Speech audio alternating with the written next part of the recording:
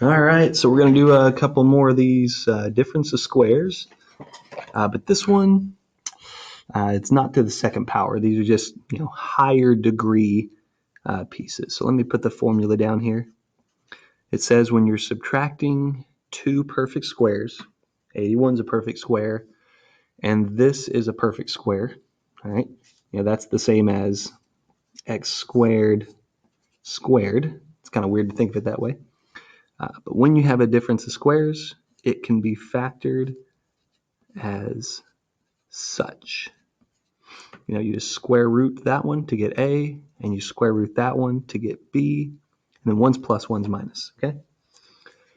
So for x to the fourth minus 81 here, you have to think about what times itself will give you 81. Well, that's 9, of course. And what times itself will give you x to the fourth? So what can you multiply by itself to get x to the fourth? Well, that's x squared.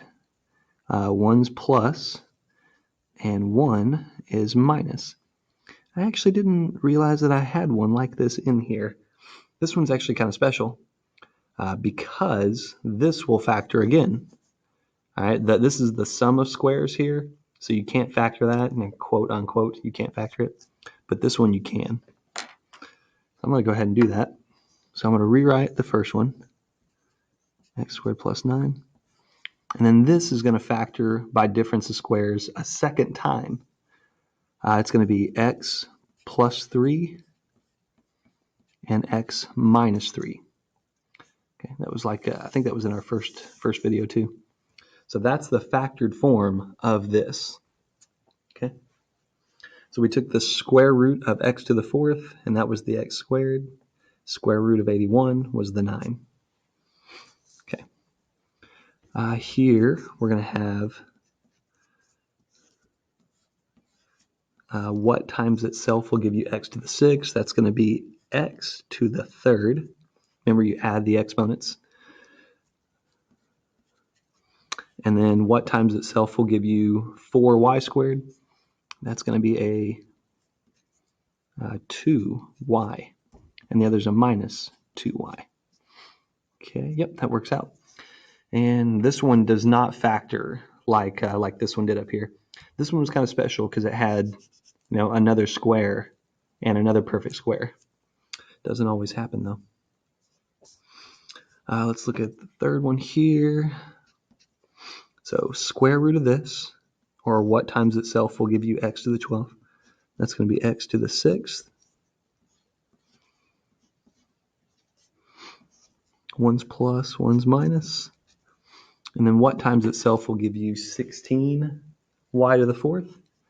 Well, that's going to be a 4 y to the 2nd and 4 y to the 2nd. Yeah, I didn't even notice I had these going on. This will actually factor again. This one will, right here. All right, so I'm going to rewrite this one. X to the 6th plus 4y squared. So this one won't factor again because it's the sum, but this one will. Okay. Square root of x to the 6th is x to the 3rd. Let's see here. I'll write it out like that. And square root of 4y to the 2nd, or what times itself will give you that, is a 2y.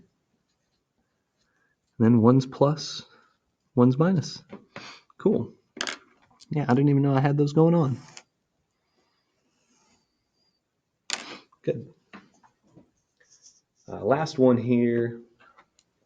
So what times itself will give you this?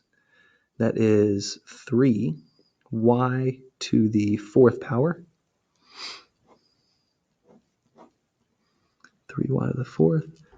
And then what times itself will give you 4y to the 10th is a 2y to the 5th.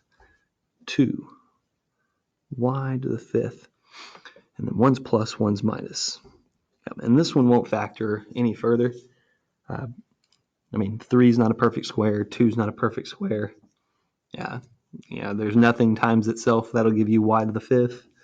I mean, not unless you go to like fractions and decimals and stuff. So again, another way that they'll commonly rewrite this stuff, they'll be weird, but instead of 9y to the 8th, they'll rewrite it so that it's 3y to the 4th to the 2nd, because this and this are equivalent. They are the same thing. And then they would write 2y to the 5th, 5th to the 2nd. And then this one is equal to 4y to the 10th.